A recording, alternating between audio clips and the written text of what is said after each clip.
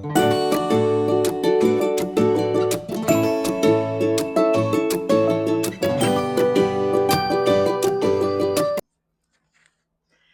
you ever finished a cruise and thought, I'm not ready to get off the ship yet? It happens all the time. That's one of the reasons back to back cruises and long itineraries have become so popular. This October, I'm doing something a lot of travelers are doing more of, and I have done many times before. I'm combining two cruises into one longer journey, traveling from Europe back to the United States on two back to back cruises for a total of 28 nights on board the same ship, plus a few nights on land before the sailing. But before you book a long cruise, there are some things you really need to think about. Because a longer cruise is not just about adding more days, it's about knowing whether this style of travel actually fits you. Hi, I'm Lisa. I've been planning vacations every day for people for 30 years. I know what works and doesn't. I know the ins and outs of cruising. I can't count how many cruises I've been on, but I do know the back to back, long itineraries, and world cruises are becoming more and more popular each year, and I love the long itineraries. Grab a coffee or a cocktail, a notepad and a pen, and let's get started.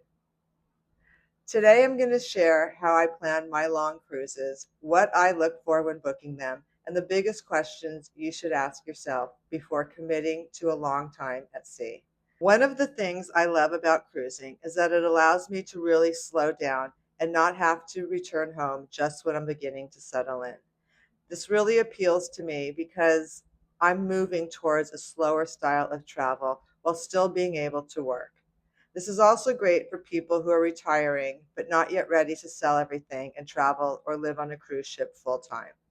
A back to back cruise gives you the opportunity to see more destinations while avoiding the constant packing and unpacking that comes with traditional travel. The first thing I consider is, can I really spend that much time on a ship? Before anyone books a long or back to back cruise, I think the most important question to ask is, can you really enjoy being on a ship for that long? A lot of people look at a 14-day, 21-day, or even longer cruise and think that sounds amazing. And for many people, it is amazing.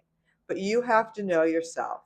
The longer cruise means more sea days, more time with the same restaurants, the same entertainment, and more of a routine. Personally, I've learned what my limit is on a cruise ship. I've lived on a ship for 6 weeks, which was three back to back cruises to completely different ports. We traveled from Honolulu to Sydney to Singapore to Hong Kong. And while there were many things I loved about these three cruises, I realized it was a little too long for me. My sweet spot is around 4 weeks. After that, I start wanting a change of scenery, a different pace, and more variety. That doesn't mean longer cruises aren't wonderful. Some people absolutely love spending a month or more aboard. They enjoy the friendships, the routine, and the slower pace. You just have to be honest about what kind of traveler you are. Ask yourself these questions. Do you enjoy sea days? Are you comfortable having a slower routine? Will you still enjoy the ship after 2 or 3 weeks? Do you need constant new scenery, or do you enjoy settling in? Knowing yourself can make the difference between an amazing experience and feeling like you're ready to go home. Next, I look at the two cruises as one experience. When I plan a back to back cruise, I don't look at the two sailings separately. I look at them as one long journey. I consider, do the itineraries flow well together? Are the destinations interesting? Are there too many repeated ports? Is there a good balance between port days and sea days? Back to back cruises should feel intentional. You don't want to just add another cruise because it's available. You want the overall experience to make sense. The next thing I think about is the ship right for me? When you're aboard for multiple weeks, the ship becomes part of the destination. It becomes your home. For a 7-day cruise, you may overlook certain things because the trip goes quickly. But for a longer cruise, I pay much more attention to the dining options, the entertainment, the activities, the overall atmosphere, and whether or not I enjoy the pace of the ship. The newest ship is not always the best ship for a longer journey. You want a ship where you can imagine yourself being comfortable for weeks at a time. The next thing I look for is I try to stay in the same cabin. One of the things I check when researching for a back to back cruise is cabin availability. Can I stay in the same cabin the entire time? Moving cabins halfway through the trip is possible and sometimes it's unavoidable, but it's not the end of the world by any means. But it does disrupt the flow for a day or so. On most ships, the cabin steward will move for you, but you may have to pack some things yourself. If possible, keep the same cabin. The next thing is I need to understand the transition day. The day between the two cruises is different from a normal port day. The cruise line will have a process for guests staying on board, but you want to understand what that process looks like. Things you should consider are, will you need to go through customs in the new for the new itinerary? How do you receive your new cruise key? Are there any documents you need? And can you stay on the ship or do you have to get off? Also, check to see if there are dining rooms open for embarkation day that are just for the back to back passengers. It's usually very easy and explained ahead of time, but knowing in advance makes the day run smoother. The next thing I think about is packing. I pack differently for longer cruises. I focus on outfits that mix and match, pieces that work for different occasions, such as sea days and port days, or casual dinners versus country club attire. Comfortable shoes, laundry options, things I'll actually wear are all things that I really consider when booking a longer cruise. The goal is to pack smart. The longer trip does not mean you bring twice as much clothes. The next thing I look at is the total cost. When I compare a back to back or long cruises or even world cruises, I don't just look at the cruise fare. I look at the complete cost and what's included and what's not included.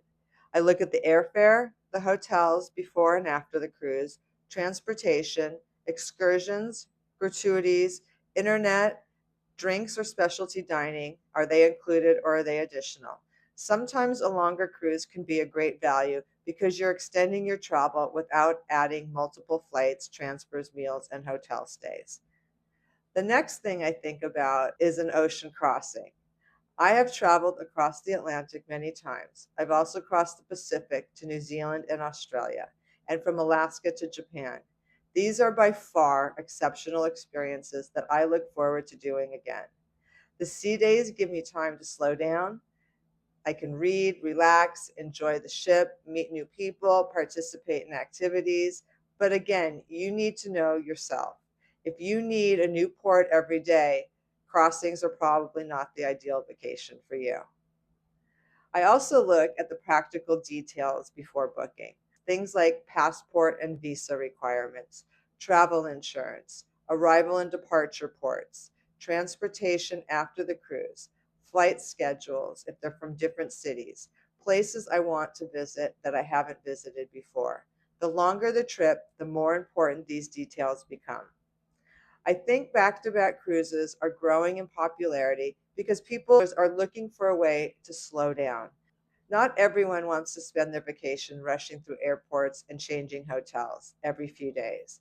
Back to back cruises give you comfort, they give you convenience, new destinations, repeat destinations, time to relax, and little stress.